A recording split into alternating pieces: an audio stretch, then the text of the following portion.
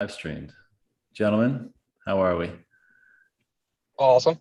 Awesome. Doing great. Excellent. Maybe I'll go to gallery view this time. Maybe that's something new. So we were on the Superb Summit beef panel yesterday, and we had initially set this thing up because we had anticipated having a lot more that we wanted to discuss after an hour of doing that. It turned out we probably spoke for at least an hour and a half afterwards and covered some pretty interesting territory. So, I never need much of an excuse to get together with you guys and hang out and chat. So we kept it on the books regardless. But one of the things, obviously as usual, we can take it wherever we want to go. But, at least from my perspective, and I think a lot of people share this, there's a lot of demand, desire, interest in like solutions, how to respond, combat to what's going on in like every domain of life these days, the chaos and the chaos. And so you guys are obviously and have obviously been working on such a unique solution that people are so excited about. So to the extent there can be updates or, like actual actionable things that people can do to either contribute, establish things in their own life for food security or any of the things that we'll be talking about, I'd love to ground the conversation in some of that, and then we can let the philosophizing flow naturally in between. So who wants to get us kicked off? Untapped, is there any updates from I know you've been a busy man, so hit me with the updates. But I all of a sudden have technical difficulties. Untapped is in the field as usual. I just got the sky drop on me. Soaked in rain, running back to the truck. You're going to make me just announce a bunch of stuff that's not been publicly announced yet on your show again, John. Not intentionally, but I know people want to know. So, Oh, there's stuff loaded up that's ready to roll. It's like just at that cusp. Let's start big picture, right? So anybody watching the show, if you're not up to date with what we've been doing. So we initially launched these podcasts where we did this conversation about essentially getting the plebs self-sovereign so that they can stand against the onslaught of the tyranny. And this was before it got as crazy as it has currently with the COVID and the vax mandates and medical passports and central bank currencies starting to get closer and closer and all the mayhem. But we all saw it coming, right? And the thesis was mutually beneficial agreements of land leases and herd shares so that we could come together to step outside of the fiat economy that's so broken and the wrong incentives and pre-exist in the hyper-Bitcoinized state and build resilience of full sovereignty for our families starting in the soil and the food supply, right? Okay. So we were spinning that up to the nonprofit, and there's been lots of excitement that's happened on the way. As we got into pursuing the peer-to-peer matchmaking and all the elements of this vision, it's an interesting strategic problem because like me, Poof, we have our own farms, right? It's not that hard for us to kind of have food sovereignty for ourselves and be spun up and get it going. And doing this small scale is not very difficult. It's like you can kind of sneak around most of the problems, like the monopoly processing industry and stuff, because we have friends and family networks, and you're not big enough to be obvious yet where people have any incentive to really fuck with you. And the middle size as you grow, it's kind of just no man's land. So like when I initially launched this whole thing, I was thinking like, okay, I'm going to help like 3 or 4 Bitcoiners get sovereign, like maybe 6 farms over the next 4 years. It'll be awesome. We'll get to have a lot of fun making some brothers and having friends, and it'll be great, And then the thing just fucking blew up. It's like I've had probably 3 to 4 applicants every single day since the Marty podcast dropped. Wow. And like usually an applicant pool, right? You'd be like, I don't know, a 10 to 20% hit rate. Maybe some at like community pools, you'd have a 5% hit rate of quality people to work with. This hit rate of this applicant pool, reading through the applications, they're incredible people, man. I mean, we're probably 80 or 90% of them are people that are worth me spending time making sure they get going. Like people who want to get off the land or get out of the cities, get back to the land and homestead. Like Bitcoiners who are kind of mobile Bitcoiners, but who want food sustainability by locking in with the herd shares for food security. like investors who want to tackle the problem of like, how do we do this large scale and save the world? Um, it's like they're all here, and people, and we got such a diverse community of people with so many different skill sets. And so when that happened, I realized doing the small scale is not possible. Middle scale is no man's land for tactical reasons. I mean, middle scale puts you in that spot that economically doesn't work because you're forced in this fiat paradigm of the broken economy of either being small enough to kind of directly know your customer or big enough to compete in this massive corporate marketplace, right? And I mean, beyond that, you've got the strategic paradigm of if you're middle scale, you're not big enough to have power and authority of fighting back when people try to screw with you, but you're not small enough to hide. So it puts you in that kind of Ruby Ridge territory, right? So I realized like, okay, like I can't do the small scale anymore because everybody needs me and they want to, the clubs want to be sovereign. This is more excitement around it than I thought. Middle scale doesn't make sense. We just got to go huge. So I dug in and started working on like, okay, what are all the problems that have to be solved to build this network of resilient farms at scale? And there's all these little hiccups along the way, like stupid shit that shouldn't really be a problem, but it just is because the world's so broken.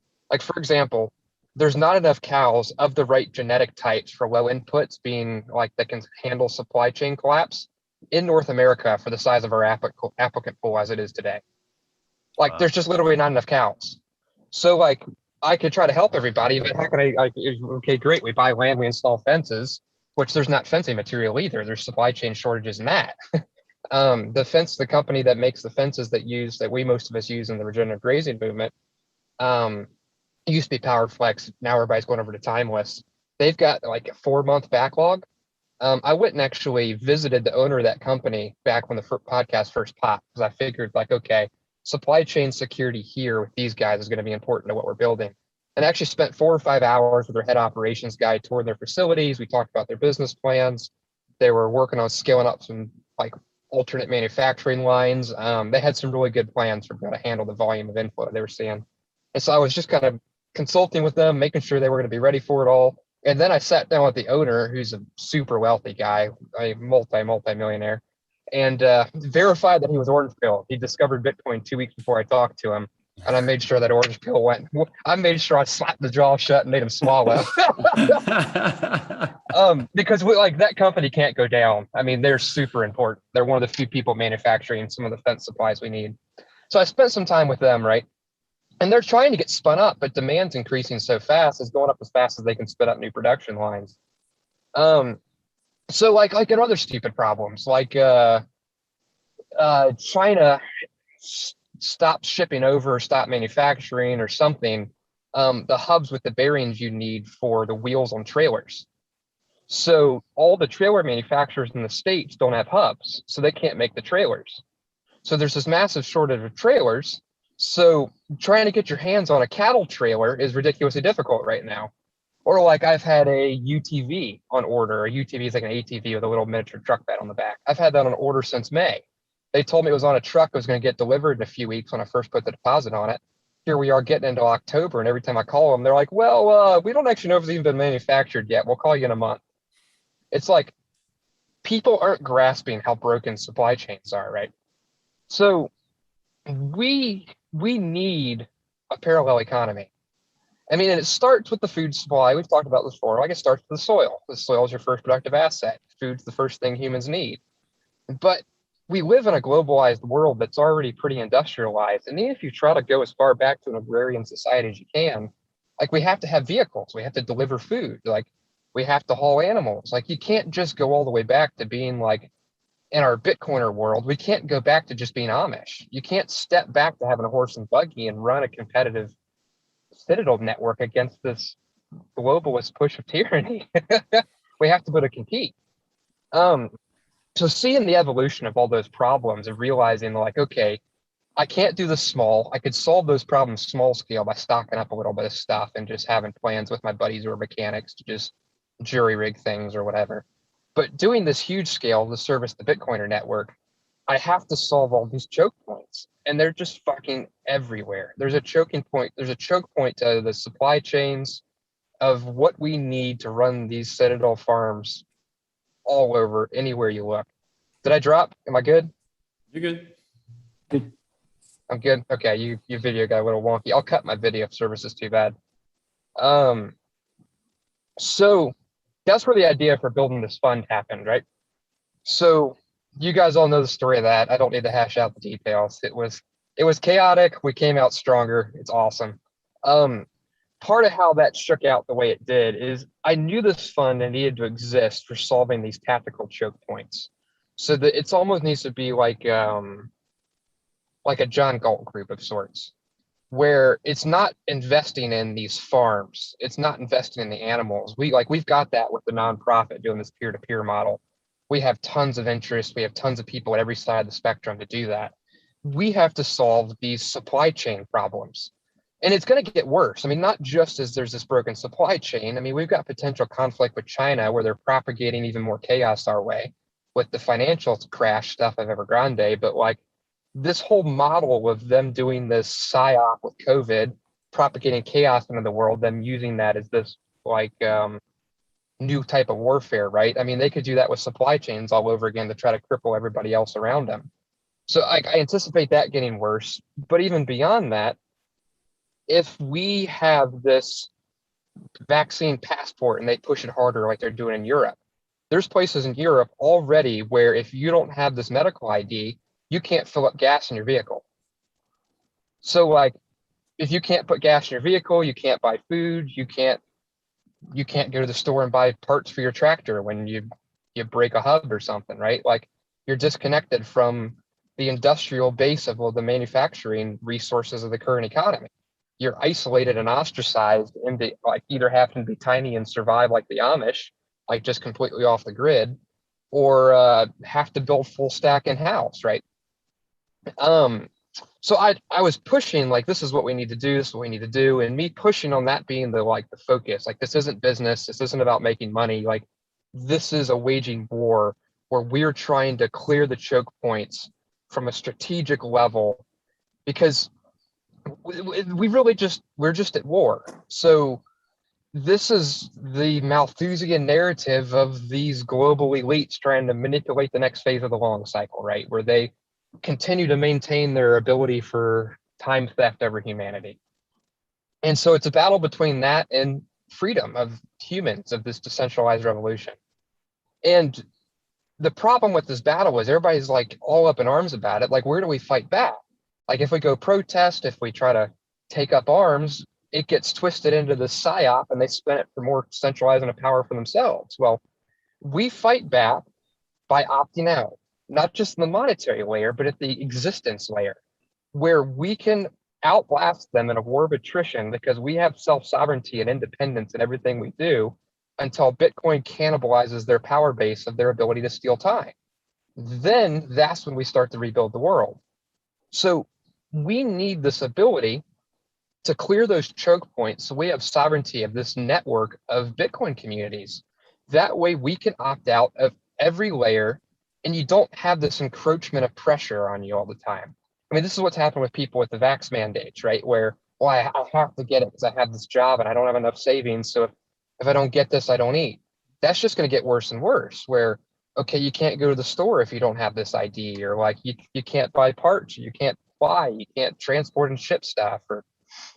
So if we don't have that secured in the Bitcoin community among us as a peer-to-peer network of sovereign individuals, sovereign communities, that pressure is going to keep escalating until they win the war of attrition before Bitcoin's able to cannibalize their power base of control over the money, right? Okay, so knowing that this has to be tackled first with the farms, and we got these choke points everywhere, it has to be solved synchronistically. And because if you build the farms without having the manufacturing base, it's like the farms are just going to be fragile and collapse. If you build the manufacturing base up the farms when you can't feed the people who are working for like the machine shops, like it has to be like completely synchronous. And this is what's been costing me so much time, because if any one piece gets behind, none of the pieces are going to work if you're trying to do it at scale. It's like you're trying to bootstrap at scale a competitive environment with the current economic paradigms, which is just freaking insanity. It wouldn't be possible anywhere except for in Bitcoin with the number of allies we have who truly get the problem. So we've decided to go after this with a three-pronged attack. And this is where Poof and Tim come in. So we've got the nonprofit. The nonprofit's going to continue doing the peer-to-peer matchmaking. And Tim and Anthony are helping me spin up like the education curriculum and getting that more polished and finished.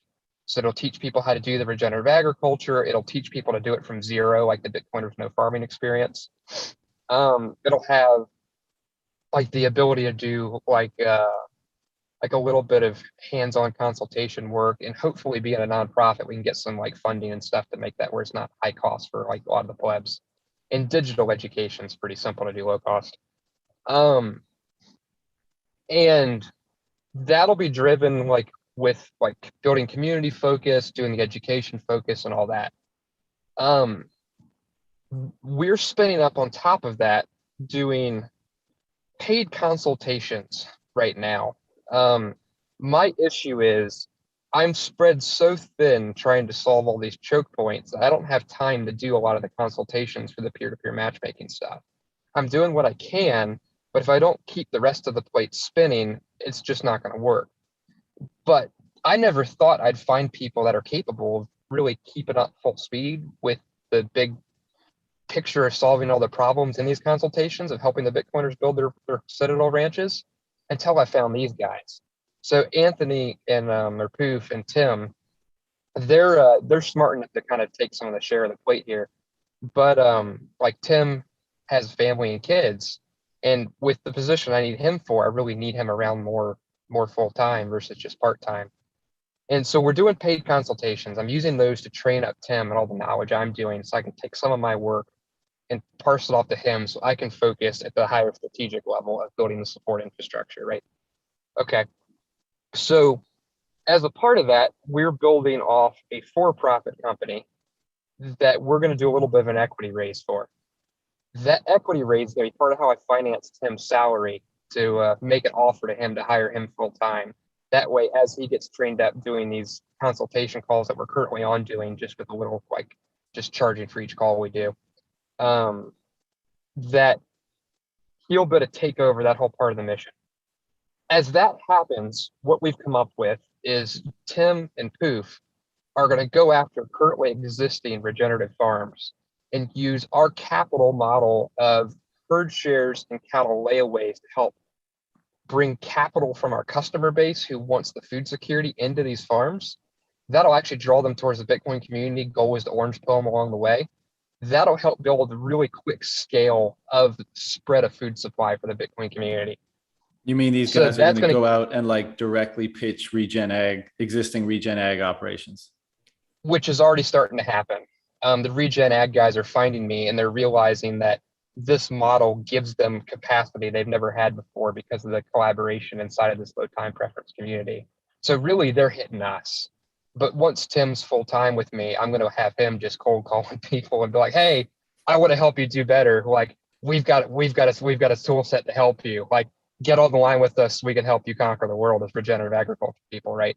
And then tie them into these low time preference Bitcoiners who want food security and herd shares, and we're off to the races at scale. So that spinning that up will be enough to kind of fund that Tim's part of doing the consultations and Poof's part of like helping do the day-to-day like help with the operations and the animals and stuff. And so then on that, their time will be filled actually doing the consultations with more of the Bitcoiners that I've just been too swamped to make progress on quickly. So now that's moving. Another part of the for-profit company is we're going to have that company going out and buying as much of the things as we can that are going scarce. So stockpiling fence posts, stockpiling galvanized electric wires, stockpiling fence starters for the electric fence. If we had enough capital, we'd stockpile tractors and like UTVs and trailers and all that stuff too. We're definitely to go after stockpiling cattle semen and some of these like genetics from around the world, these really good cows. So we're going to hopefully better buy up a bunch of like haylage, like the chaff hay stuff I love to keep for a long time, because I'm anticipating a feed shortage of animals hitting like into the beginning of next year because of the drought. Grass seed, there's a shortage of that as well. So then that company will be like wholesale into the Bitcoin community. So when the rest of the world's starving, kind of like almost like the biblical story of Joseph, we've accumulated it all, and we can take care of the plebs out on their farms to make sure that as things are scarce, we have what we need. And then we can also sell that stuff back out without choking off what the plebs need, but to the rest of the world at a premium, to make a profit back into that company, because it's essentially making a bet on scarcity because everybody else is thinking like high speed fiat and not slowing down to realize what's coming, right? So that's spinning. That for-profit company is going to have a few other initiatives involved. One of them is going to be RV pads at the farms. So that way you can start to have the emergence of the Bitcoin citadels, because a lot of the Bitcoiners are like, I don't know where I want to move yet. It doesn't make sense to move because the price of land hasn't popped like we know it's going to. But I want to start getting to a free state, and I want to be mobile enough that way as the politics shake out and the states start to draw the boundaries as the nation kind of balkanizes like a lot of us think it might, I can go to the place without having really strong roots. But I need security at the same time. I need a secure food supply. I need to be around people that really believe things that I believe. That way, like, we have togetherness and resilience of multiple skill sets and experience and networks to do what we need to do as things get chaotic, right? So these RV pads can be spun up so that at all these farm nodes, you can have a bunch of Bitcoiners start to congregate. You can have RVs or little tiny home trailers or whatever you want. The places that have a lot of interest we can start doing, which is another business we're going to spin up, is sovereignty boxes. So take shipping containers. Imagine putting like a little bunkhouse in it so you can slap this thing out on your property when you first buy it as like your fallback location, right? But they have modules that you can customize and select whatever you want. So like off-grid energy modules, solar and battery bank modules, water purification modules, maybe even like security stuff like electronics, sensor arrays of like night vision cameras or like vibration sensors in the ground around your property. I mean, we can even do like up-spec them so you have like bulletproof walls and it's like an actual fallout shelter, or greenhouse setup so you can easily like have some Bitcoin miners running off the energy production of it and pumping heat out with irrigation supply to run like a double-walled hoop house or something. So those also could not just be like thrown out on these properties when you first acquire them. They could also function as the tiny homes that kind of surround these RV communities. So you could have more of your remote workers or guys like you, John, that are podcasters. And you could bounce around between the farm citadels and hang out with the different Bitcoin communities all day. Be sick. And part of the beauty of this is if we have the state try to come after some of the Bitcoiners, that's not going to be super instant in most cases. If we keep our ear to the ground, we'll hear some of that stuff coming, hopefully, through our contact network. These shipping containers in the whole community can just be thrown on trailers and moved. So you just move to the next farm. There'll be this threat model we're applying of some farmers or some farms stay more small and mobile of having the shipping containers, and others will be the bigger nodes that are big enough that there's a high cost for anybody to try to attack it. I've got some political ideas that make the cost of tyranny super high to the point where nobody's going to screw with theirs. That's stuff I'm not going to talk about publicly. But to attack it from a dual threat model of ones are small enough to hide and move, and then ones that are big, but they have defensibility. Like physically through this infrastructure and all that too, but also politically and authority that makes it something where there's the incentives to screw with them would be near impossible for the Feds to try to do anything. You'll have to take my word for that one for now. So those of you for like your initial, like how thrown when you're building property, your tiny homes, and I also want to build them as fallout shelters. That could be like a discrete shed that any normal Bitcoiner can buy and put in their backyard. So it's got all your modular stuff you need, like power production and all the other stuff we already just mentioned. So that way, if their neighborhood shit hits the fan, they can just fall their family back into the fallout shelter in the backyard and survive. Also, we were thinking about doing things like, I want to talk about that. Bitcoiners need secure comms. I'm not going to get into details. So we can stay connected. I agree with Laser's thesis that they're going to try to vaccinate the internet and maybe even at the ISP level, make you have to have an ID to log on, which most of our current internet tech is all software router rounds, and that's another choke point. So there's all these different entities spinning that, right? which gets to the next prong, the third prong. We were trying to build that fund. When the last one kind of had the issues, it took me, I actually already had that team replaced before I even went public, and we were working on the other one. And we dove into like trying to figure out how to solve the actual problems. With what we're building, it's very low time preference and it's very mission driven. They're very strong asymmetric bets, right? Like for example, say we wanted to invest in doing redundant manufacturing of like these micro machine shops at each of the farm nodes, where you got like 1,000 square foot, you got some of your critical machine shop hardware so that you can one-off parts for stuff. Okay, you'll never be able to optimize to compete with these efficiencies of scale supply chains coming out of China, right? By division of labor type stuff they do, where they just got going down a supply line and pumping out one at a time with all the different ways to make the pieces. But in a like a zero, like a step function environment of scarcity where you just can't get stuff, it makes sense to have those kind of capabilities. Like one of the guys in our community that I'm a mutual with on Twitter, he actually is currently fabricating parts for Kubota, John Deere, a bunch of these big tractor manufacturers, because even the dealerships don't have parts to repair their tractors anymore. Like we're truly that scarce. I mean, that's even true in shipping and trucking as well. So he's got a machine shop and he's one-offing parts for dealerships, and they're paying him premiums in order to get them because they can't fix their shit without it. So this whole thesis of us getting disconnected from supply chains potentially, like hope for the best, plan for the worst, where we can't buy stuff and just not been able to get stuff. Imagine if we invested in spinning up technology that was easy for anybody to do, kind of like 3D printing with the gun community, but for manufacturing tractor and vehicle parts, right? Or components for generators or whatever, right? Or for communication systems or greenhouses or whatever. You're not going to compete in a fiat optimized world with that as a business model, but you have this asymmetric opportunity that if there is scarcity, you're going to be one of the few people with a distributed supply chain to be able to provide for communities around the country. So you can probably spin that and make a good premium. But my real concern is this whole, we win by equipping sovereign individuals to opt out at the existence layer. That's how we win this, not with bullets. That's where we should be putting our life force, the people who want to go out and fight. So most fund structures in existence today are not facilitative of long-term mission alignment, of not pursuing maximized nominal profit. So like the very structures of how you organize the collaboration between the people is inhibitive of it. They're all about building very task short-term agreements over, I'm going to do this one little simple thing, or I'm going to maximize profits and that's the aim.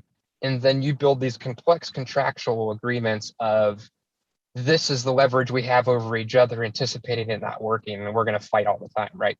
They're not like Bitcoin that's supportive of freedom and consent, of unity, of attacking a mission together.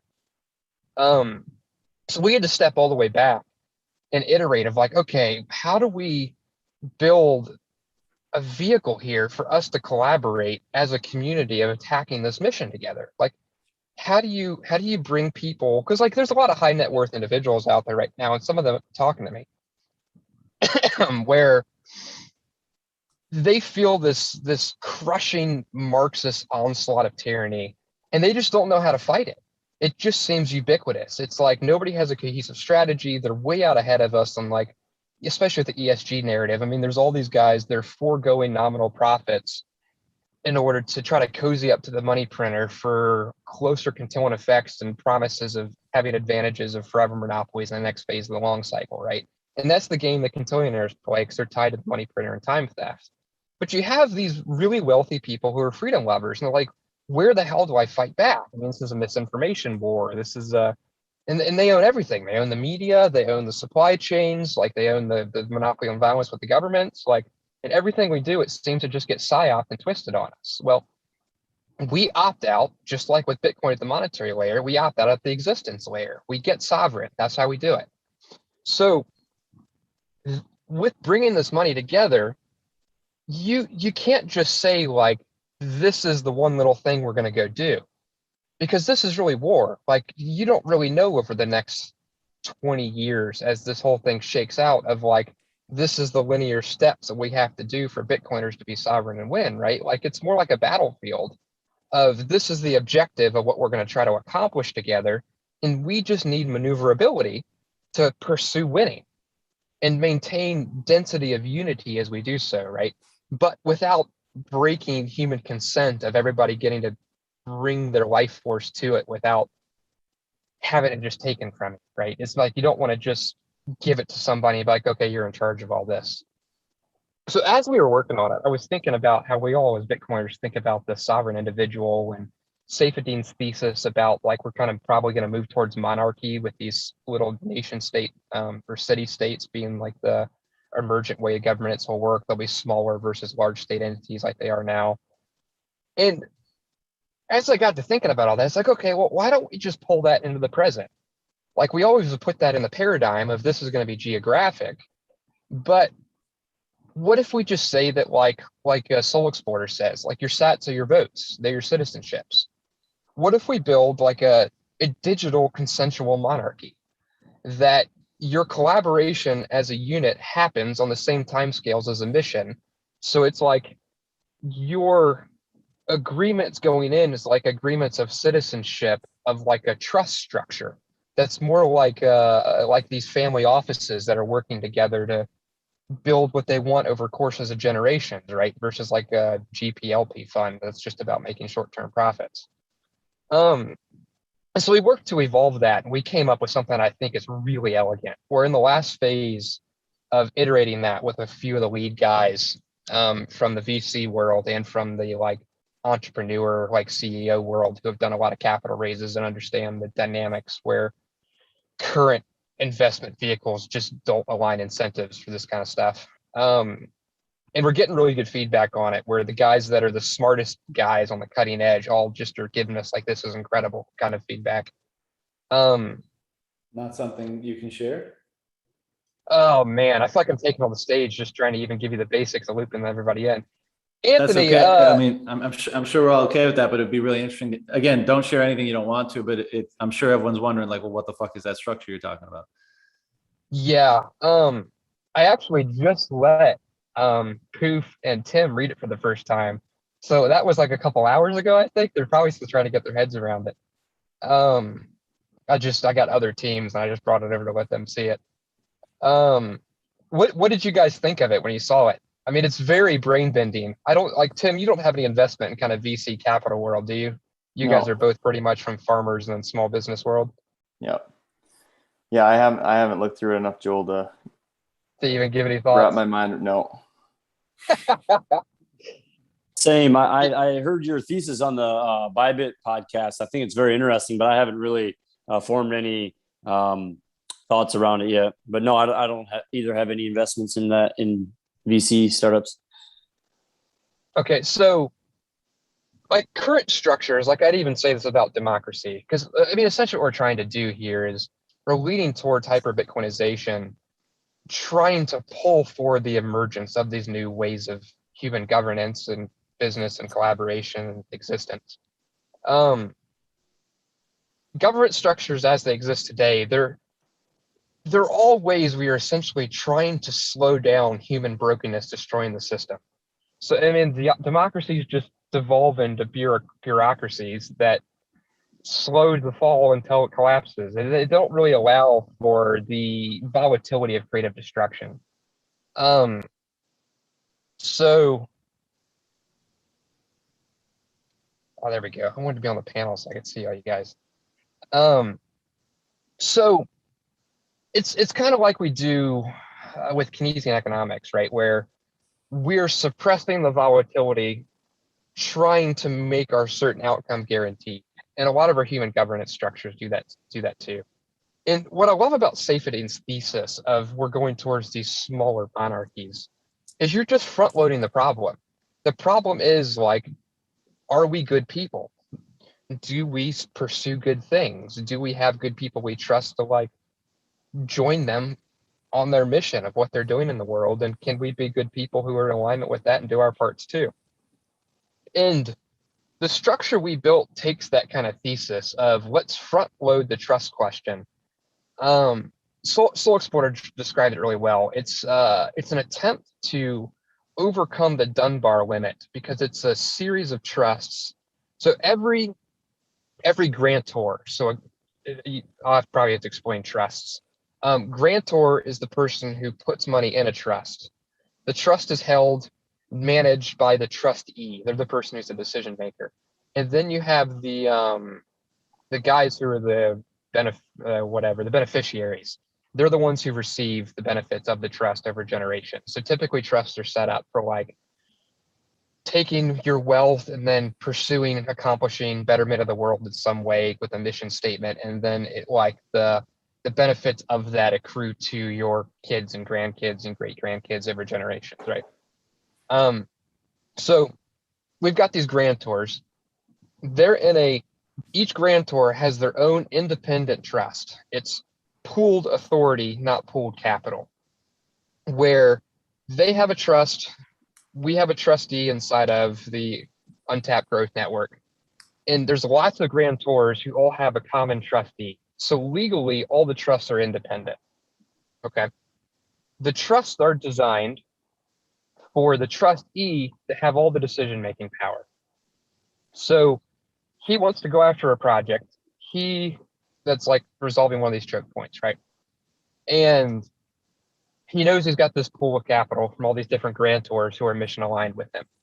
So he looks at the project, figures out the best way to do it, looks at the balance of the whole war chest of the amount of capital that the people that are mission aligned want to go after the big vision with him together.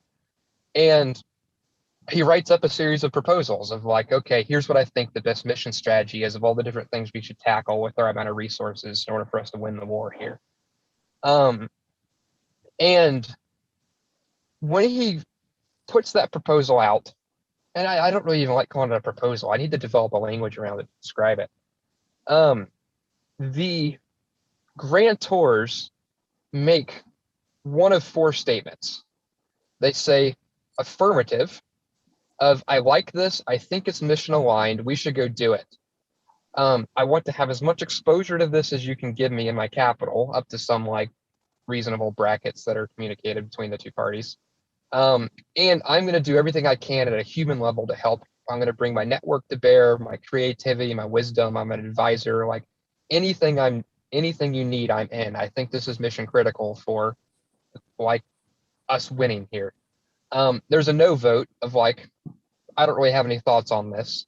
There's a negative vote. The negative vote is saying that I don't really think this is necessarily mission aligned. I don't really get it. So I'm not going to try to help too much with this. But like, I'm still with you, right? So, because the trustee is the executive who's in charge of the decision. These polls and these statements actually don't control what happens with the capital. The trustee still makes the decision of how much gets allocated and whether or not projects happen. The fourth poll is a withdrawal. If you go do this, I'm pulling my capital out of the trust. Okay, so that's how you break citizenship. I won't get too deep into the tooling. We have that broken into two separate pools. There's like a delegated and discretionary pool, and there's this way that it moves and flows like liquid and invested assets between the two based upon the structure of skin in the game of them making statements of what they desire. But what this boils down to is the trustee, the executive, his job is to raise the banner of a mission, people align with him. So it's these many to one relationship that overcomes the Dunbar limit of like cohesion in a community, because they don't all have to agree with each other. They just have to agree enough to trust him. So he becomes the tip of the spear of this human density that's going after accomplishing this mission. I mean, in a wartime paradigm, you need a general. You need a person who understands the big strategy as a whole, and you're not trying to go out and make agreement all the time. You have this front load of everybody knowing that we need to win, and winning is defined more by us moving together than it is me getting everything I want, right? So that's how like you like the old like battlefield wisdom. A good enough plan executed violently and quickly is better than the perfect plan not executed quick enough and strong enough, right? So it's like his job is to find that place where enough people align with him to accomplish that density of human power coming together unified to accomplish an objective. So his role is to help everybody. He raises the mission statement, everybody aligns with him, they empower him with their sats being the votes, right, by joining these trusts to give him the power to go accomplish the mission. You His escrow role, sats, is that how you contribute your capital to, or is it a commitment or what? so currently we're building everything in a way that wears the legal clothing of today. So things that have raised millions and billions of dollars in these structures, they've got plenty of miles under them, lots and lots of legal precedent. Like it's very, very it's very safe if you even think of it of a traditional like financial sense, right? But with these structures, we're designing them to very easily transition into the way these emergent paradigms are going to evolve and unfold. Of like these could very easily become like multi-sig wallets with these rule sets baked into time locks, and like so you could easily even transition into doing it without a state legal structure, right? Because I mean, if everything I'm saying is true, the state's going to fall apart in the middle of us doing this. That's kind of the whole thesis we're making our bets on, right? Mm-hmm. So his job is to make a clear statement of the mission up front, and then adhere to that mission and keep everybody aligned with the mission with him. That way he can go out and do it. If they don't feel like he's staying aligned to the mission they signed up for, they withdraw. Just like the city-state thesis, where you'll go to the place that treats you best, right? You'll go find a better city-state that you can put your life force and energy into that you more believe in. Except this is digital rather than geographic, and your life force is your monetary energy.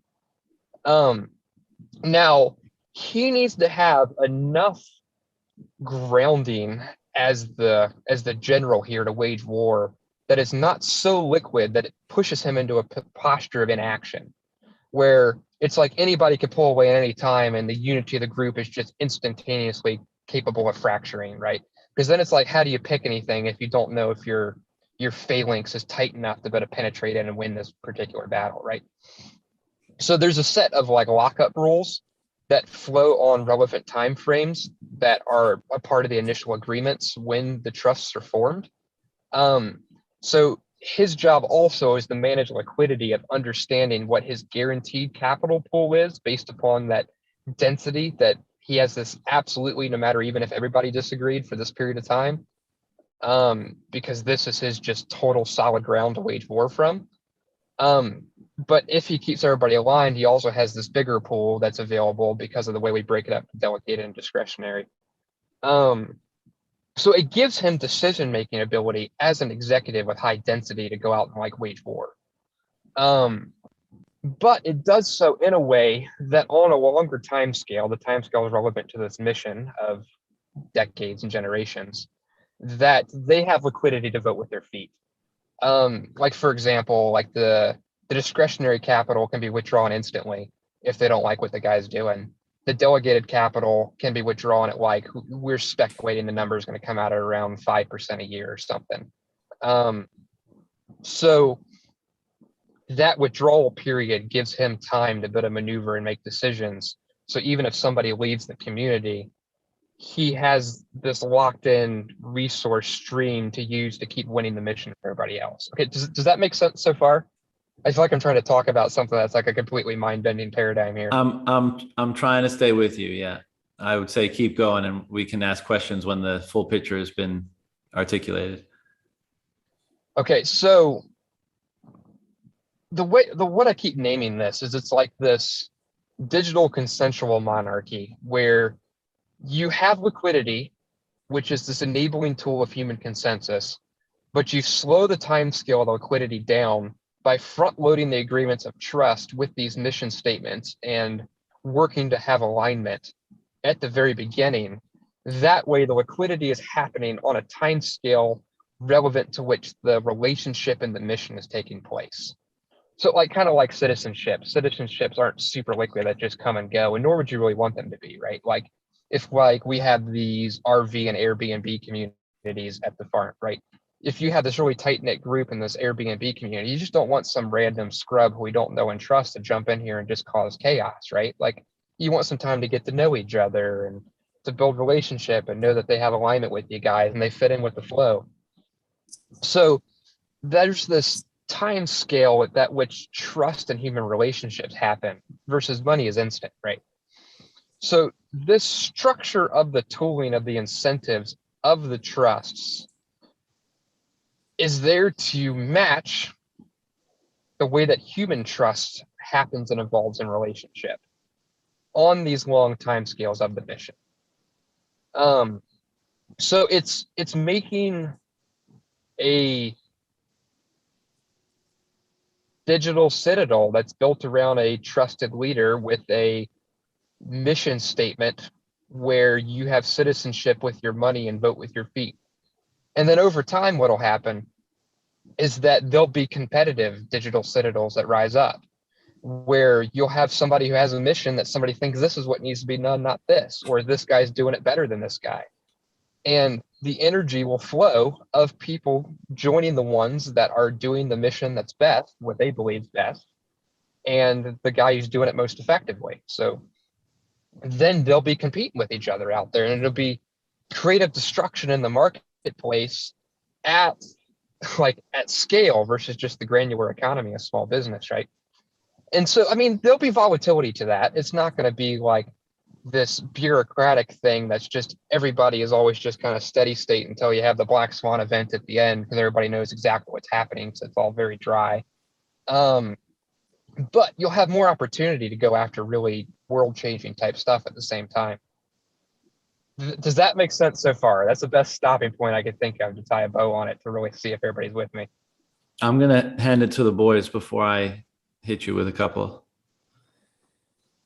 What I like about it is the element of like you described there at the end. The more it's more of a time the relationship can build.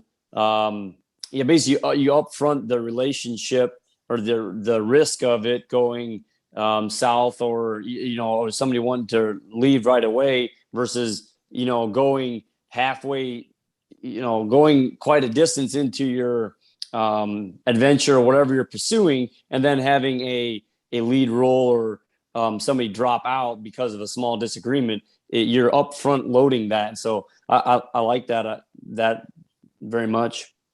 It'll help efficiency of projects. Mm-hmm.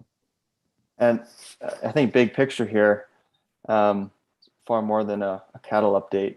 But at the end of the day, what Joel is just envisioning is like building culture again. And there's a huge aspect of where, culture as a Latin word, colere, comes from Latin, basically tending the earth and growing things.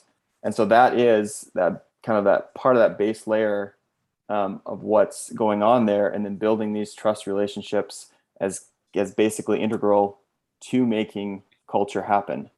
That's the only thing I'd add. Right. Yeah, because in current business, right, we try to treat trust as if we can do business without it. I just keep going back to what Soul Explorers told me, where the beauty of Bitcoin is it takes trust out of the monetary layer so that we can focus on building it where it really matters, which is in human relationships and collaboration. And so in a world where we try to make trust not have to happen by using complex contracts, you just put so much weight on top of trying to cover every possible outcome that you lose your ability to be able to maneuver and create magic together of having that flow state, because you're so focused on fulfilling tasks that you're locked into these paradigms that may not be evolving with what's growing, right? Versus how do we bring together this structure where, like with Bitcoin, the incentives themselves punish you. It's a game theory where if you respect the system and respect people that are with you and you respect their wishes, you grow and gain in power, you gain in the number of things you can do, and you get to go out and accomplish more. If you don't, if you behave in a way that's unethical, if you don't fulfill the mission because you're just not good enough to be able to do it, you're not skilled enough, or like if you and the people just don't make a good team, then like that pulls away from you. So it's using that natural balancing feedback of incentives, of that just competitive nature of real life in the marketplace, where relationships taking place, to be what drives the boundaries over governance, rather than having it be black and white built around these like rigid structural agreements that may not keep up with the high speed real world of the real things you want to go out and create, which is especially important in this kind of more wartime paradigm, which is what's forced me to have to come up with these ideas. Yeah, let me summarize it and you tell me where I'm misunderstanding things. So basically you this trust structure is effectively a governance structure for early citadels or groupings of people, to put it more broadly, let's say. Yeah, groupings of people. Because Right. this is a mission group of early people who want to attack the choke points and build out kind of the open source network of all the enabling components for the geographic citadels to emerge. So Right. it's kind of like a John Galt digital mission that everybody wants to come together on. But it's still like the trustee or that one individual is basically broadcasting a mission statement and is saying who's on board with this mission. That's how they attract capital. The trust relationship is saying, this is the mission and I'm going to be the one to execute it. You're going to contribute a certain amount of capital, but you're going to trust me to execute it without your final say, effectively, ultimately, right? Well, with your final say according to this rule set of this structure. Right. So basically, the trustee has the final say, and the individuals who are contributing to it can determine what degree of involvement they have up to a point, right? But committing to the mission, and then they can revoke the authority from the trustee on a relevant time period. So the trustee has the authority on the day to day, but it is revocable on a longer time frame. right? And the risk to the person who goes along with the trustee and the mission is that, yes, it's revocable on a certain time period, but they do commit on a shorter time period that they may have a portion of their capital deployed to something that ostensibly they may not agree with. That's the kind of the power of the trustee, the necessary power of the trustee to execute on the mission, right? Yeah, goal being that wouldn't happen, but his mission statement going in is, we're creating human density where we want the mission to happen, whether I think it's perfect of my way or not. So Right. you're sacrificing having it happen your way for enabling breadth and depth of collaboration through empowering this tip of the spear with the trustee. Right. And so there's an element of trying to minimize transience, because nothing can be done if people flip flop all over the place. But there's a necessary element of allowing flexibility, so that if I commit capital or time or whatever to this mission statement and this trustee, and over time I think, well, actually, this is one that I believe is more important or is executing better, I can make that shift, although not perhaps the quicker I try to make it, the more punishment there will be. Is that? With our structure, not really. I mean, I think this will end up being something that other people will rewrite and do it different ways. And it'll be like different structures of people that are all out there competing with each other, like this city states we've always thought about will evolve. But in this structure, no, speed's not really punishing, but it's just a matter of like, how fast can you move if you want to? So, I mean, I guess it could be, because you can withdraw the assets in kind, and the assets in kind are likely going to be LLC shares. You can just withdraw the discretionary assets in kind. And if you try to liquidate those too fast, then you're not taking the time to find a good market for them. So that can punish you financially.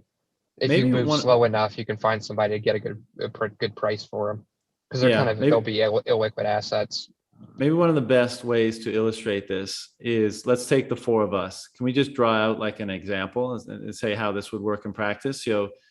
You're the trustee, and you have a mission, and the three of us are like, let's just draw that out so that we can all, because I know right now everyone's a bit discombobulated. Like I think they're getting it, but not fully getting it. Unless everyone's like, maybe I'm wrong, but I'm not. So maybe illustrating this would help. Yep. Not that I'm not Okay, so getting it, but I want to get it more, you know?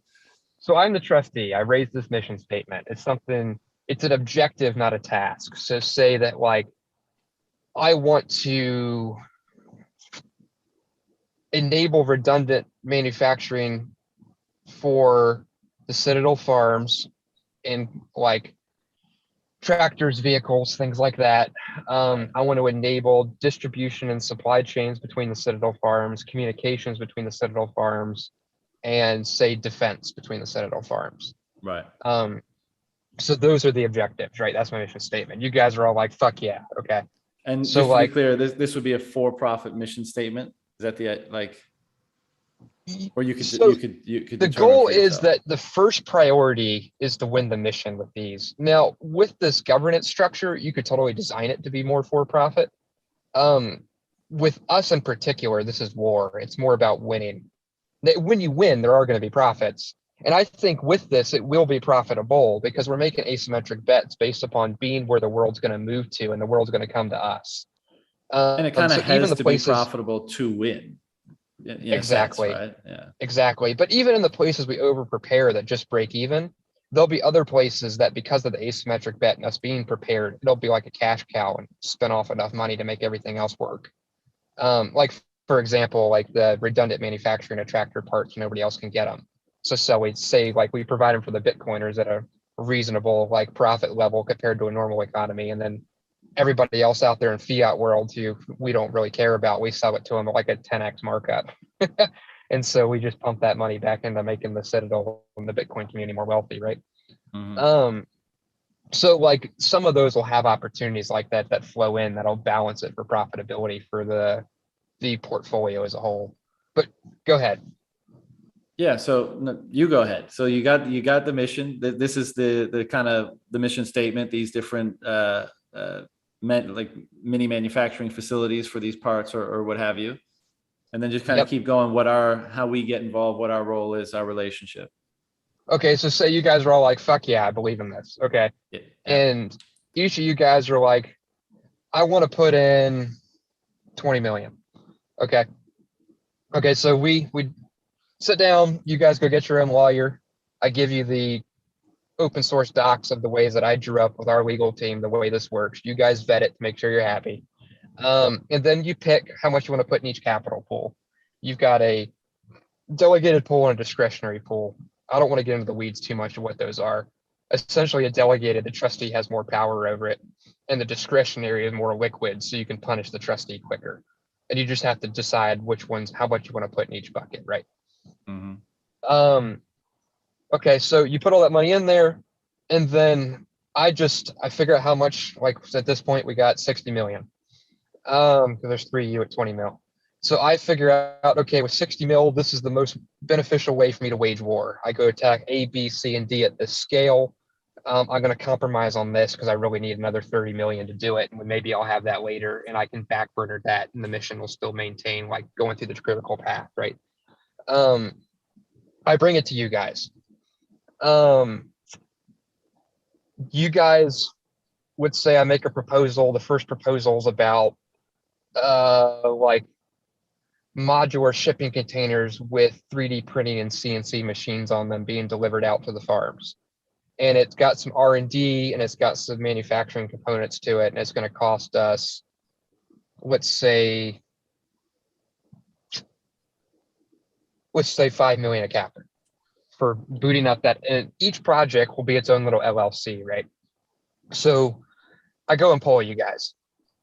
John says like, fuck yeah, this is awesome. I'm making an affirmative statement. Like anything I can do to help, I'm in. I'll call my friends and see if I know anybody who has skills in this, or like my engineering buddies who can help us find the parts we should be 3D scanning into the database. Like I'll try to find a contact inside of like Kubota and see if we can use their engineering schematics that they already have all insiders done because he's one of my buddies and he's a Bitcoiner and he'll like this, like.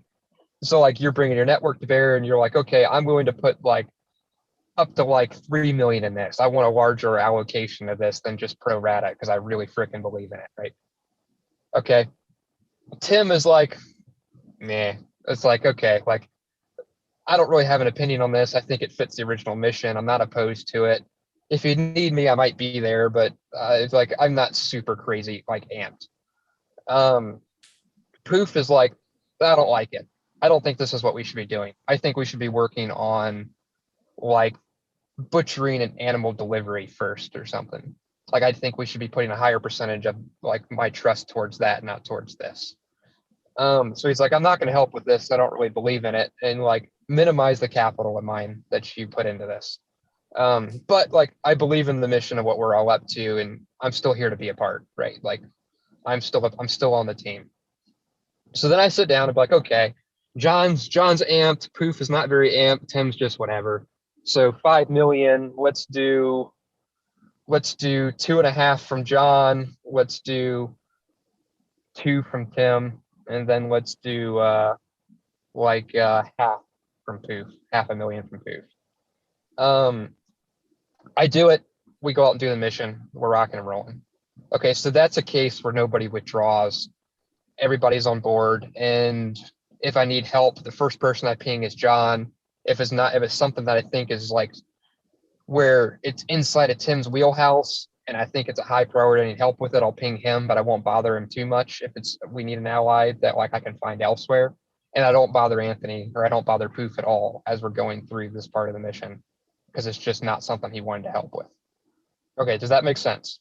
Yep. Question though, does that contribution and how it's decided like that, does that affect in any way returns to the people that made greater or lesser contribution within this structure? So this is where it's pooled authority, not pooled capital. You buy into the LLC with the trust that is doing this.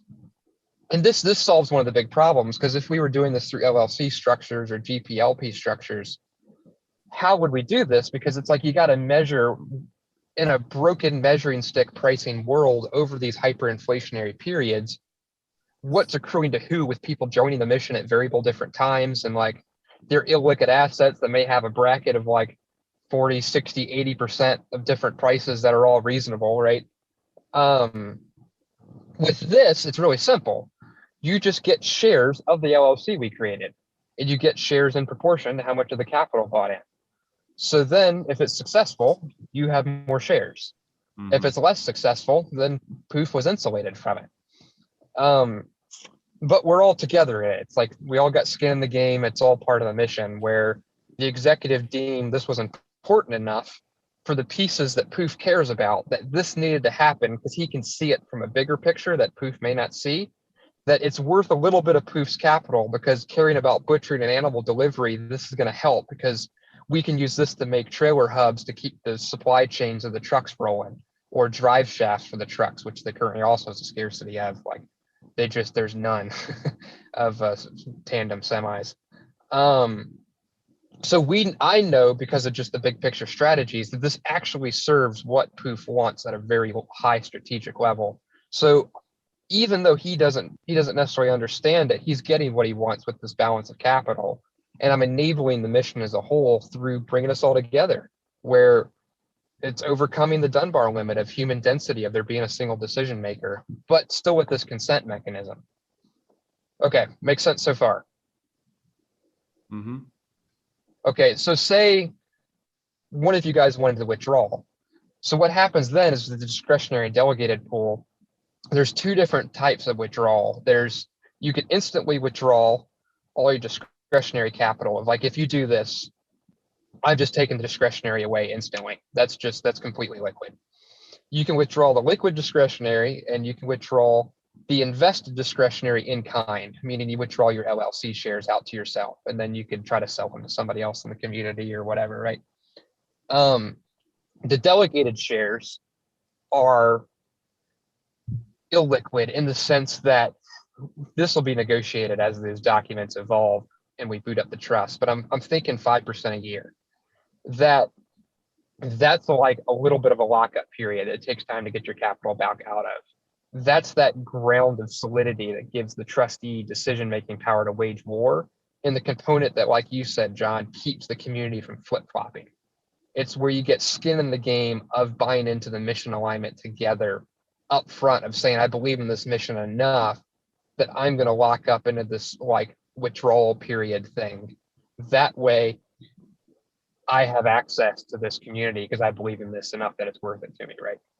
I'm willing to take the risk of trusting this to be a part of the mission. Mm-hmm. So that's how the withdrawal mechanism works. The delegated capital is only withdrawing cash. Side note, our goal with these trusts is to actually carry the capital in Bitcoin, and actually hold it in like a hedged Bitcoin portfolio where you sacrifice a little bit of the upside potential, not all of it, but a little bit of it. So you actually make money when Bitcoin goes down using like hedged options.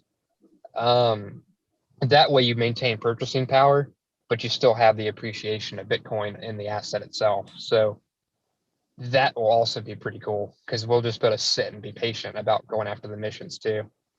Having access to, go ahead. Let's say chosen activities are rewarded in the market through income profit, right? Yep. Over time, in a sensible world, that's how it's supposed to happen in a hard money world. And so that just means equity value of the shares goes up, and should at any point in the future, should you wish to leave, sell, whatever, is just market value of the shares based on, value of the income, cash flows, whatever. Yep. So, and then the one piece of tooling that I've not talked about here, when we go through the polling, that all comes out of the discretionary part of the capital. Okay, so if you don't want the discretionary to get used, your mechanism is to withdraw the discretionary. Mm-hmm. You can use, as the trustee, the delegated without polling. So if you need to move quickly, or in the wartime paradigm, say if you don't want to expose the grantors to actually having known about something for their own sakes, it's something they believe in, but like maybe it's got legal risk or something to it, or maybe reputational. So that's something where you have operational capacity. But yeah, I mean, that's the big picture of how that works. My last question, because I don't want to get too stuck in the weeds, but is it possible that you could be, and I think you addressed this, but just to reiterate it, is it possible you could be at some, like a kind of a leech if you just always like opt out and your discretionary is never committed to anything, but you accrue equity value through other people devoting their discretionary? Or no, because that's pooled authority, not pooled capital. But even if you voted that you didn't want to be a part of the project, you still could have that capital allocated if it was strategically needed. The only way you'd never be a part is if we withdrew all the discretionary and it was only the delegated, but then the delegated can be used. And are people ever like diluted in this model, or is the number of shares remains constant? Because they're independent trusts. You just take the trust and it buys into an LLC, and there's no, because that's one of the issues we had to try to figure out with the GPLP or using LLCs as the vehicle, where that dilution question, and then dilution forces you to measure value. This, because they're independent trusts buying shares of sub projects, there's no problem of measurements because you're just taking a hard asset and splitting it out to people. Then they just have that hard asset as it grows.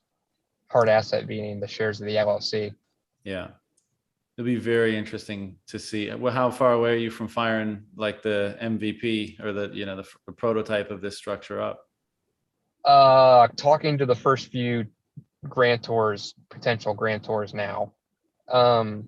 Once they're happy with polishing the tooling of the model, we'll spin up with paying the expensive lawyers to get these tools and rule sets drafted into legal documentation, and then we're off to the races. So if the lawyers can work at the speed I think they can, 2 to 3 weeks. If the lawyers are booked up, maybe a month. We're pretty close. Wow. Oh yeah. All right. One of the first things we want to fund is the for-profit company doing the sovereignty boxes, doing the RV paths, and then also stockpiling all the stuff that's going to be needed for the Citadel ranches. And then once that has equity booted up, the first thing I'm going to do is hire Tim. That way, Tim could be there doing more of these, going outreach to regenerative farms to orange pill them, but feed their, like, our energy of monetary energy and wanting food security into them, and their food and security into us, and then also teach them about Bitcoin along the way, and then have him doing, with that salary, having time to do all the consultations to get the Bitcoiners build their homesteads.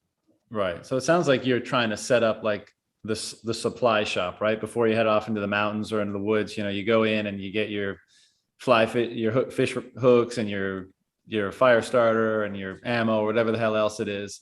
Yep. Making sure that that's all secured so that all of these Bitcoiners that are thinking now, like, this has become a priority, I need to start working on this, they're going to be able to execute because you've done the legwork and the investment of putting the base in place and making sure everything's available, right? Exactly. So it's all the tooling they need to be successful. Right. One thing about these sovereign huts or whatever you call them, like kind of like prefab homes, but oriented towards, independence and sovereignty. Is this something that you would like engineer and develop entirely yourself, or work with an existing company? Either or. We've got a lot of relationships in the Bitcoin community that would be capable of building most of this in-house, like totally vertically integrated. Or we could use other companies outside to help scale it. That'll come down to what's the best decision when it's time to spin it all the way up full speed. Mm-hmm. Let me ask you this, and we're definitely in brass tacks today. It's so different from our conversation yesterday where we were up in the clouds. I know we're usually so philosophical, but you wanted the details of the update. So I mean, why not? No, I know. I really do, because it's actually pertinent, and I know a lot of people are thinking about it. What can Bitcoiners do, both stateside and not stateside, around this issue? Everyone's thinking about supply chain issues. Everyone's thinking about food security. Everyone's thinking about adaptability and mobility. You've given this so much thought. You're putting together a solution that applies very much to some people, maybe applies less to others. Like, what can we do? What can they do to contribute, but also contribute for their own benefit? Like, be a part of this growing thing, establish some food security, but also for those refugees, not dissimilar from myself, that are around the world and facing these issues. Good question. We need to work together. We need strategic vision of really defining the problem clearly of what's needed, so we maximize resources in the community. Because we got a lot of people that are really in the right places, but they're not talking to each other. Like, we've got some Bitcoiners in the community who are into metal 3D printing, right? If I can get those guys talking to the guys who have broken tractors, then it's like we're starting to really start solving some real problems, right? So that's the hard part, is where do we pull together to make it work? And that's what I'm trying to bootstrap here, is that mechanism for attacking with a strong phalanx where we're each other's shield wall, right? What's eaten me alive is that every one of these things I'm working on is so interdisciplinary, and it's so emergent of needing these kind of cutting edge solutions, that even though the teams I have are like some of the most competent men I've ever met, they all need me, because like we have to collaborate together to figure out how to solve these problems. And I'm the guy who like is touching enough worlds that I can figure it out. I mean, this creative stuff's just what I'm made for too. So I need more time, and us getting this off the ground and getting Tim and then Anthony spun up doing the consultations and stuff for me is going to get the Bitcoiners what they want, of the herd shares moving quickly, of like them having access to doing consultations more regularly for learning how to build their own citadel homesteads in the politically advantageous areas and that whole process.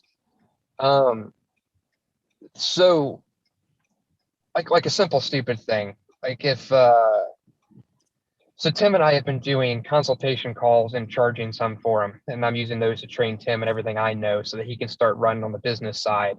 And then we're spinning up a curriculum with Tim and Poof that's kind of digital that people can learn from themselves. And then Poof will be there as a consultant on the day-to-day of like, this happened with my animals, what do I do, right?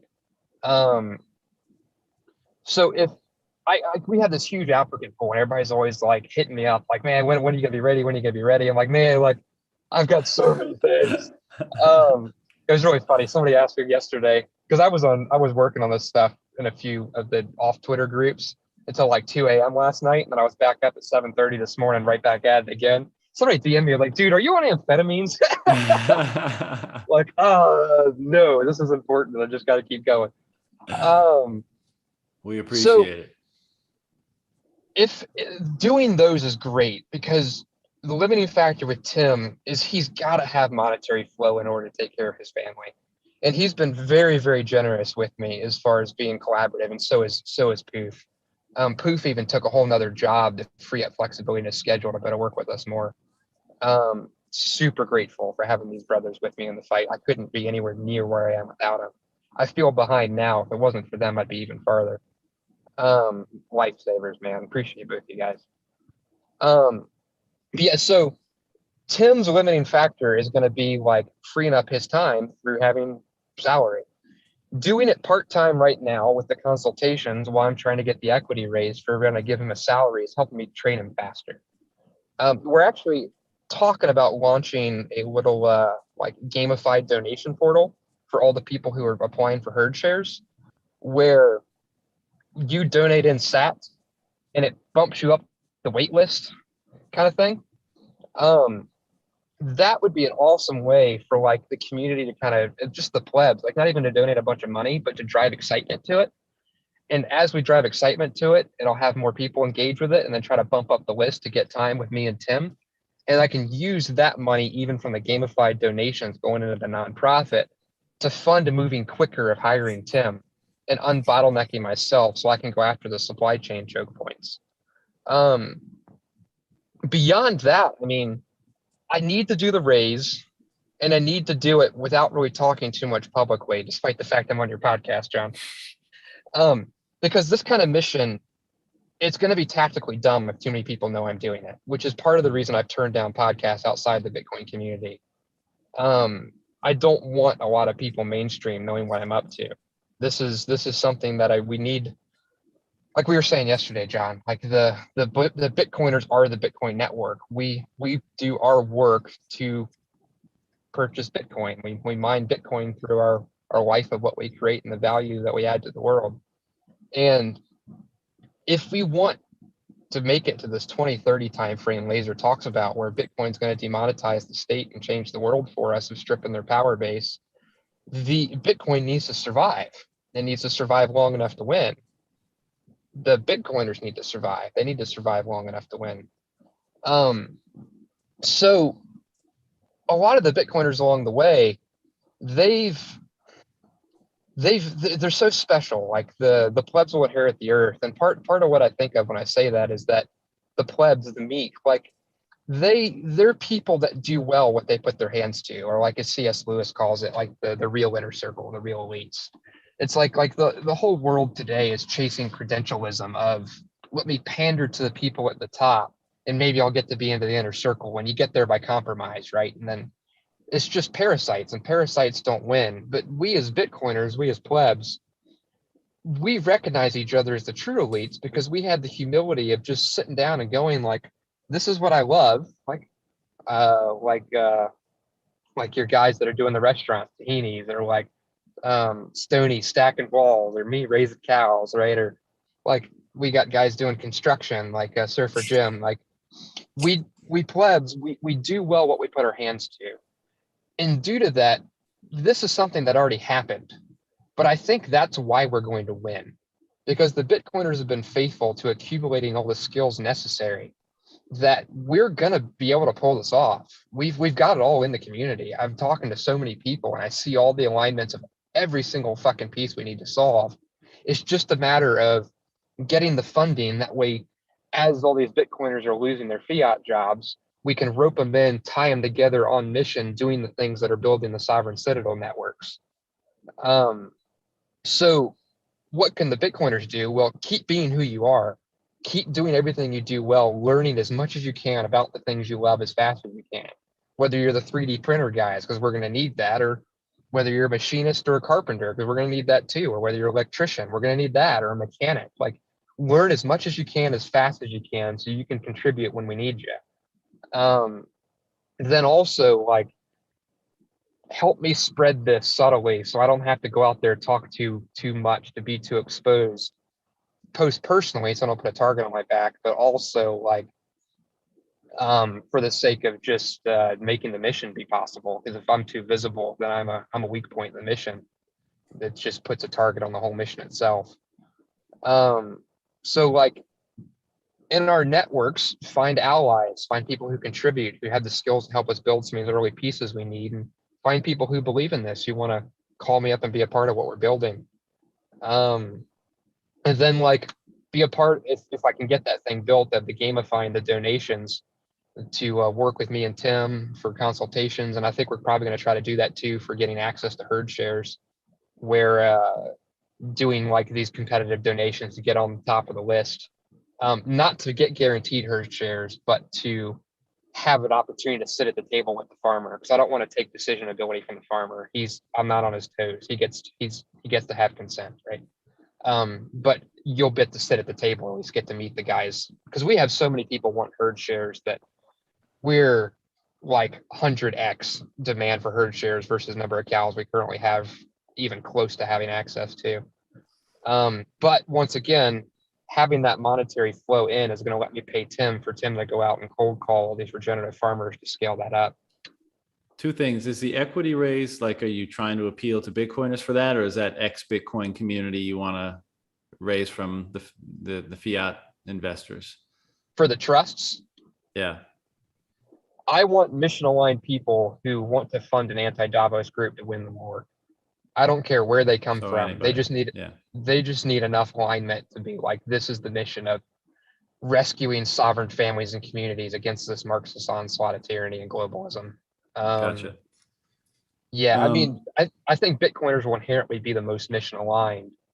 I just thought about this today, where it's really interesting because the granularity of these trust structures, there's no reason they can't be done small scale except for the lawyer fees. So if you can figure out ways like maybe have a Bitcoin trust lawyer who's going to work cheap, that would be a huge value add currently. I've pinged somebody that Stephen Cole gave you the contact information of. I've not heard back from them quite yet. But if anybody in the Bitcoin community knows somebody or wants to help like with that, if you had somebody who's willing to kind of take fees for the more wealthy people that wanted to partner with us and then give real low fees to the plebs. I mean, even the plebs could be a part of the bigger anti-Davos group. That's the one limiting factor. I mean, that and having a long time preference, but I mean, it's just allocation size, right? Anybody can take a little bit and have a long time preference with it. Yeah, we need those pros in all their various and varied domains, just to be, the little sleeper cell Bitcoiners to pop their head up and be like, I can perform that role. I can help with that. I can help with that. And like, piece it all together. But someone mentioned this yesterday in the conference. And as you're saying all this, like whether it's digital or in person, better the latter, but obviously cheaper, more convenient, the former. It seems like a conference is a great way to scale up these skills and this information where people can come. You teach them the fundamentals, you go through the different jurisdictions where the arbitrage is best or where the threat model works out the most, and you send them forth with the right tools and the right information and the right training to go execute on this. Because as you say, I mean, you can't copy yourself, right? And that's going to be a choke point, or that already is. But bringing people together to give them the necessary knowledge and then sending them away with the tools to execute, I mean, seems like a pretty rational thing to consider, no? The reason I've not done that yet is because the number of problems run into while you're trying to execute over that 6-month time frame of land acquisition and building the farm out, no matter how prepared I give you at the beginning, you're gonna need. That's where getting Tim trained up is not gonna bog me down, because if I launch like the door to that out, everybody's going to hit points where they get stuck, and they're all going to hit it at once with this giant wave of people who need me all of a sudden. And that'll pull me away from building the support infrastructure that all the people are going to need, right? But once I get Tim trained up, where he knows the Citadel stuff, I know of the bigger game theory of all these important pieces, because he's got the regenerative ag down locked, and then Anthony's got the experience with just the day-to-day farming stuff down locked. It's just a matter of integrating a little bit more of the strategic business pieces in here. they'll be able to handle that flow. So we're close to that. As I hire Tim and get him going, which he's not even agreed to work with me yet. We've been talking about it, so that's not set in stone. So guys, make sure that as we build this thing, Peer yeah, pressure. like Yeah. peer pressure Tim for me. No, like the more equity we raise in the company that I want to hire Tim through, the better salary I can give him. Which, Tim, you can speak to this or not. I think you love what we're building as much as I do. So Love it's it. just a matter of having enough to take care of your family and Right. come out ahead. But yeah, as they get ready, which that's just it's at the point now where it's literally the only thing slowing it down is money for me replicating myself with them at this point for this facet. The quicker we do this, like if I can get the gamified donation things up and get some money raised to pay Tim and then get the equity done to give Tim a solid salary and transfer him over, we can launch that kind of conference thing. Because then when that wave happens, Tim and Anthony or Tim and Poof will be there to handle it. We've even talked about doing like a little subscription based group that is walks people through where like Tim and Poof can do consultations with me kind of in the background when needed, of analyzing properties for acquisitions, going through the process of applying for USDA farm loans if people want to do it that way, like acquisition of animals, which we'll also help with through the network I'm building. But where like it's kind of a little bit of a white glove service all the way through, like even including like paddock and water line layout designs. And hopefully I'm working with the for-profit company, even spin out doing a on-site installation crew, like a mobile crew of guys who can go around and install the fencing and the water lines and teach what's needed even on site as it's evolving. The beauty of this is we'll have a lot of job positions open once this is built for the Bitcoiners who are losing their jobs with the vaccine shit. So it's all right there, man. I feel like I got like everything at my fingertips. It's just a matter of like, am I going to have enough allies who want to jump in with me from like the money side? Because the wrench turners are showing up because they're starting to lose their jobs with the vaccine stuff. And they're starting to hit me like, hey, here's my skill set. Where do you need me? And I'm like, I'm so close to being able to spin up all the places where I can start plugging these people in. But if we have enough allies who want to sign into the mission with me, and then it's just a matter of executing fast enough before we get choked off with the whole political shit. That is the question, right? Because I was going to say, like, even if money from fiat land ends up being hard to come by, I mean, that's the beauty of number go up, right? If number go up 10x from here, then it's going to be a lot more capacity for supporting something like this. But again, the timing issue is the more sensitive component. Which is why I'm working 14-hour days. Man, you must love going out to the where the cows are hanging out, just away from all this planning and trusts. I take calls. I'm on the phone while I'm working. I'm on the phone while I'm working with the cows. I'm putting out posts with the reel, and I got the earbuds in. Wow. You keeping you taking care of yourself? You keeping all right? I'm awesome, man. I'm doing 6 raw eggs every morning, and then like I'm on top of it. I mean, one of the things I used to be into, which you'd probably love, John, is my background was actually in like fitness and biohacking and alternative health stuff.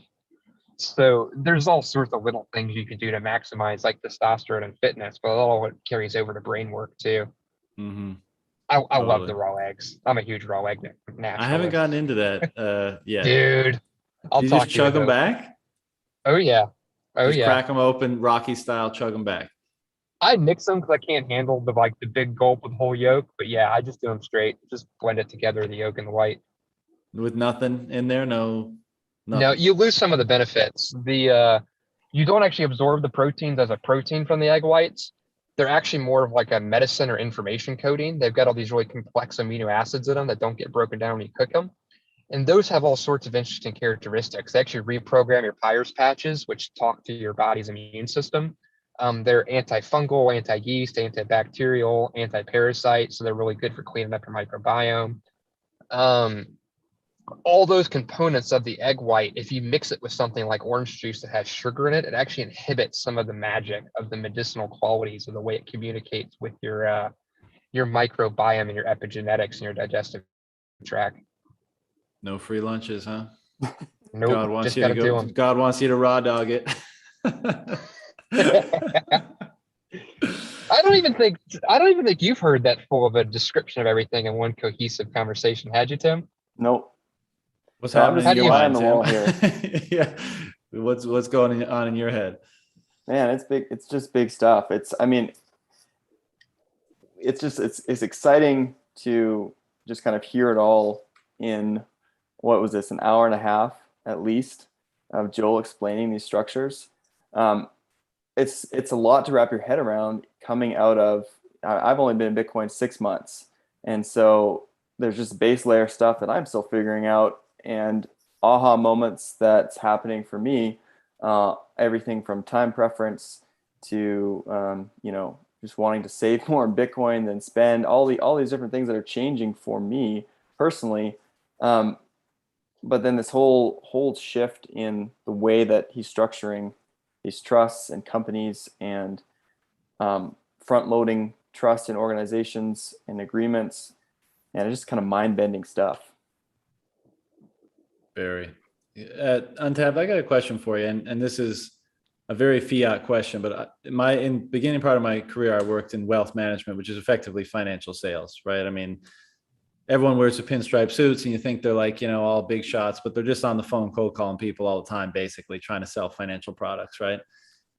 Which is what, when you said Tim was going to be like cold calling people about this thing, I got goosebumps a little bit, because when you cold call people and you're selling them something that like mostly serves you and you almost like is way better for you than it is for them, it's soul destroying, right? But the opposite, I mean, cold calls are perhaps never fun, but when you can actually deliver like something uniquely amazing to the person you're calling, of course, it makes it a lot easier. But is Like there that any tweet way? I shared, from one of the first regenerative farmers we were talking to that wasn't a Bitcoiner. Did you see that one, John? I'm not sure. Remind me. So Tim and I were talking one of the early consultations with a regenerative farmer who's not a Bitcoiner. And his first reaction when we explained the whole program to him with the herd shares, he's like, I don't believe you.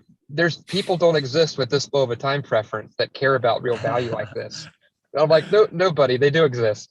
And so I grabbed a few tweets of a couple of you guys off of Twitter who've engaged me about cows and just some of the different parts of the story. And so I sent them to him. You can start to see the wheels start to turn. Like, man, these people really value their food sovereignty, don't they?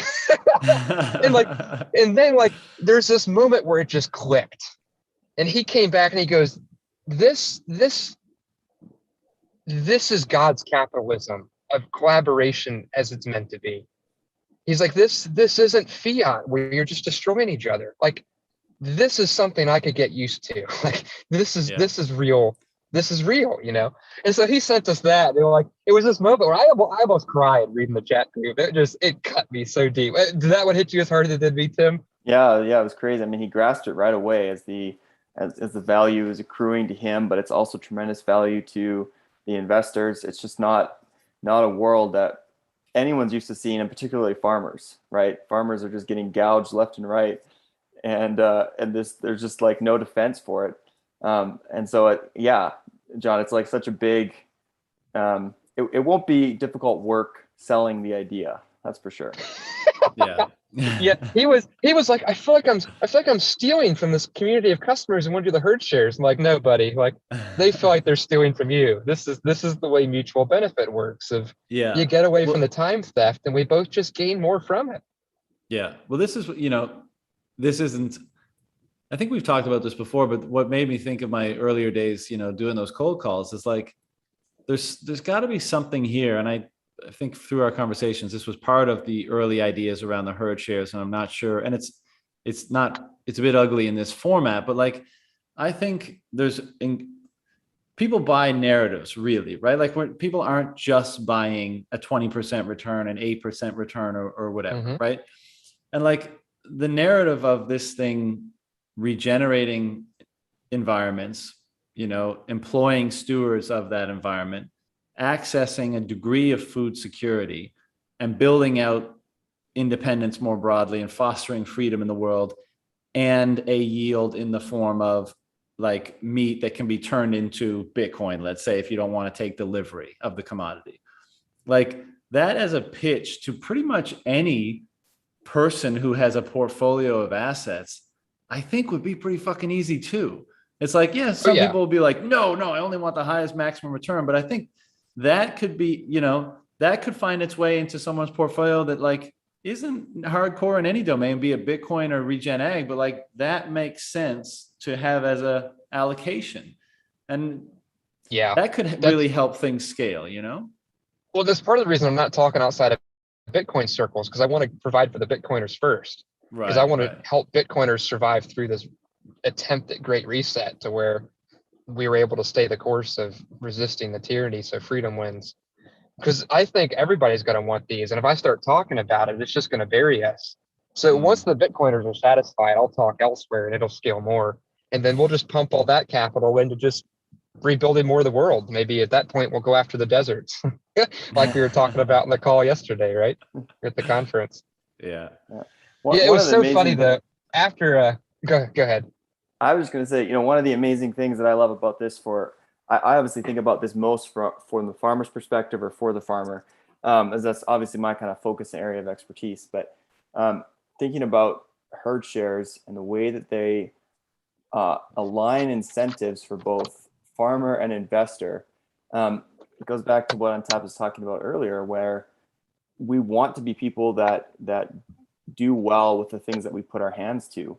And showing a farmer this kind of model, allowing him to step into this world, even if he's not a Bitcoiner, is a way for him to focus his efforts and energy on raising cattle right, focusing on the land as he should, rather than going and chasing carbon credits, going and offering up some of his land for solar panels, all of these other periphery options that he has available to him in the world right now, where he can get close to the money printer and make money.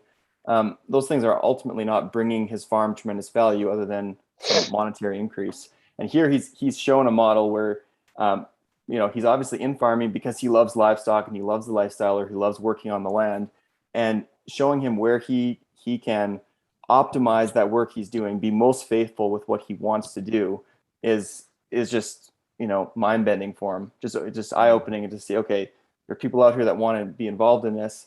And there's this model that actually works and incentivizes both of us on either side of this agreement to stay true to our word and stay true to the work that's before us. Crazy stuff. Yeah, it was so cool, because after we had that conversation with him, when it finally clicked, after that all kind of wound down, the next message that came through the chat was like, hey, can you guys tell me more about this Bitcoin thing?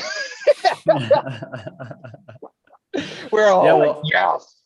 Untap, I shared this on Twitter. I'm not sure if you saw it or if I shared it to you directly, but first of all, people love these conversations, and it's really, changing the way people think and changing people's ambitions for their life and their future and their family. And it's amazing. And, I got one the other day. A guy emailed me. He's up in Canada, and he basically listened to the pod. Things resonated a lot, had formerly worked in marketing. Yeah, I've actually met this guy before. And, he said he's kind of reorienting ambitions. I believe he said he secured the land, he's securing the cattle, and kind of taking his life and the family life in a different direction, again, to try to preserve sovereignty, preserve freedom, live a life that they find meaningful and that they believe in, and resist, the tyranny that's being imposed on them in various domains and ways today. And, I get those messages and emails not infrequently, and I'm sure you get them a shitload. And like you just did, that fist bump, right? It's like, like that, like that's the money right there. That is the money. And, but at the same time, I mean, I can understand you feeling the pressure, because as enthusiastic and inspired you're kind of making everybody, it's also like, shit, now I gotta put this in place so people can actually do this, right? So that enthusiasm doesn't fizzle out and actually turns into something that's going to be a broad solution for, ultimately, I mean, if we're talking about, I know it might sound ambitious to the non-hardcore Bitcoiners listening, but if we're kind of talking about rebuilding civilization from the ground up, effectively, literally from the ground up, pun intended. Right. That's quite the task. Yep. Yeah, I've got so many ideas that keep showing up. Like even today, we were talking with some of the guys on Twitter about the little manufacturing nodes of these little lean CNC and print shops, right? Um, like one of the next questions that evolved was like, okay, well, how do we power these places if we get cut off from society with this whole like digital currency or vax mandate stuff? Like we need electricity, and it was like, well, like how about we talk to some of the Bitcoiners who have ranch land that had stranded natural gas on them that called me, and we'll put, instead of just doing Bitcoin miners on them, it'll be an industrial shop of manufacturing that the Bitcoin miners spin on at night when the guys aren't working. Like, that's beautiful. It's like there's all these little synergies in the community that's starting to develop that are just so freaking beautiful, man. It's just a matter of executing fast enough and pulling it all together. Totally. I love it. It's so much fun, man. I'm having a blast. I'm stressed as hell trying to keep up, but I'm learning to like to not carry the burden of feeling like that, like I'm letting everybody down because I've not gotten to everybody fast enough, and just settle into the flow and just do it as much as I can, as fast as I can, and knowing that like it's a sunk cost and the best I can do is just got to be good enough. Yeah. Well, I know you'll find your way, and I couldn't be happier or more grateful that you two are the types of guys that are at the tip of the spear of this thing, because you know, I obviously have so much respect for you guys and admire you guys so much. But it's you know, this whole process is a process of transformation for us all. You know, it's been something we've discussed, I've been digging into on the pod a lot, and like, we don't get out of this being the same people that we went into it. Like the circumstances will require transformation, and it's your task to determine what forces you are going to allow to transform you, and what is the thing that you want to be transformed into. And are you willing to have the courage and the strength to see yourself through the transformation, because it's no small task, you know, and the pressure comes from many angles in that process. And I'm speaking from the point of view of like being in it myself, not having gone through it. You know, I'm just as you know, just in the same process of everybody. So, you know, it's that's why we have these chats too. You know, we gotta keep passing around these ideas, because all the stuff that's happening in the world can make people feel so isolated. You know, both the work that you dive into headlong, and then the doom scrolling on Twitter, and the insane people you run into on your day-to-day life. Like, it can make you feel like it's insurmountable, and you can feel very alienated. And I think what's so beautiful about this network is that it's a shelling point for these ideas and these principles and these values, yes, but also our vision for what can and should be in the future. And, you know, we just got to keep, even at the point of redundancy, right? Because I'm sure we'll talk many more times and we'll probably rehash similar things, but like, you know, maybe 50% is redundant, or even 90%, but 10% is new and novel and helps people integrate new ideas or perspectives or solutions. And that's the name of the game, right? Those incremental increases and improvements until like Tim. What's that? That's like Tim. That's where he came from. You and I were talking about stuff with Pooh, and us talking on iterating these incremental improvements sparked off the creation of a new Bitcoiner who has joined us with the next leap forward. Yeah, exactly. You might, I mean, this will sound weird, Untapped, but I'm actually tired from listening to you talk for 2 hours. So, you know, obviously, I think we saved the philosophizing for another time. Do you guys think there's anything else that you either wanted to or we should cover here before we shut it down today? I said we'd do 2 hours max, and we just crossed that point. You got anything, Tim? I know. I don't. Man, we need to hop back on sometime, John, and jam about some of the stuff we were talking about in the post conference yesterday. We totally That'd be fun. I know. That'd be fun. I'm making a list. You keep a little note on your phone or somewhere too, and you know, we're always still going to free ball it, but I think just having those things that we want to touch on, because they're super rich and they really drive home the why of a lot of the stuff that you're putting in place, and that's important, because that drives conviction in all this, you know. So I definitely want to tease everybody with it. We talked about yesterday after the conference. John asked me, why does Bitcoin seem to create these mythic places where it shapes us as people, and it's causing us to ask these deeper questions and take us back towards religious type things? And I've been thinking about this new thesis I'm developing, where there's three main technologies in humanity: language, which is the ability to express desire to one another and collaborate in the accomplishment of those desires; fire, which I would define as the ability to leverage energy to accomplish your desires, to accomplish more than what you just could by just your own strength of your arms; and then money. And money is a synthesis of language and fire. It's communication across a distributed marketplace about what you want, and then feedback about who is most efficient at fulfilling those needs and desires. That's where the energy component comes in. Okay, so Bitcoin's the first time in history that we've had that perfect fusion of synthesis of real money, where energy and language have truly just become one. Okay, so that's a huge deal. I mean, Svetsky's been hammering on this about why energy currency is such a big deal, and I could talk about this some in the Svetsky pod with Laser and Mark Moss and Liberty Blitz. But I think this whole relationship is so profound because it's getting close to the nature of existence and reality itself. So one of my beliefs about reality is based in scripture, that the world was created by the spoken word of God, and the spoken word of God had so much inherent power to it of energy that it manifested into existence and life itself.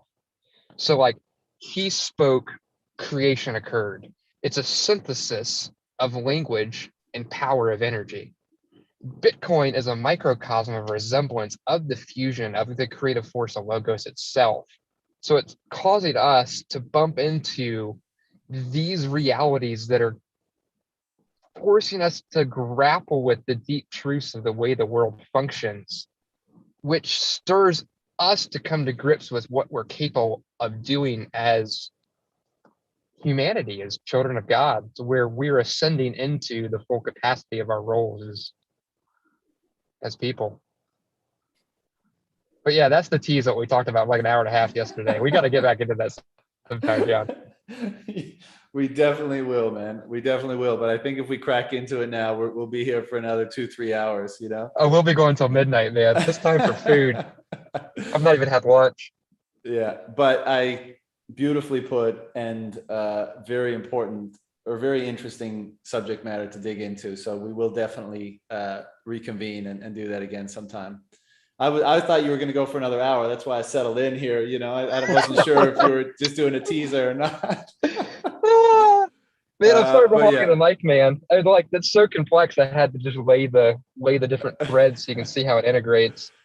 That was the mission as far as where it's at. There's a lot of different pieces coming together in one big whole. Yeah. All right. Well, let's put a pin in that, and we'll cover it some other time, and everyone can go and get on with their days and eat food and be merry and that kind of stuff. So, gents, I really appreciate the work you guys are doing, the commitment, the attitude, and the time. You know, it's I couldn't be more grateful. So thank you. Honor's mine. John. All right, guys. Talk to you soon.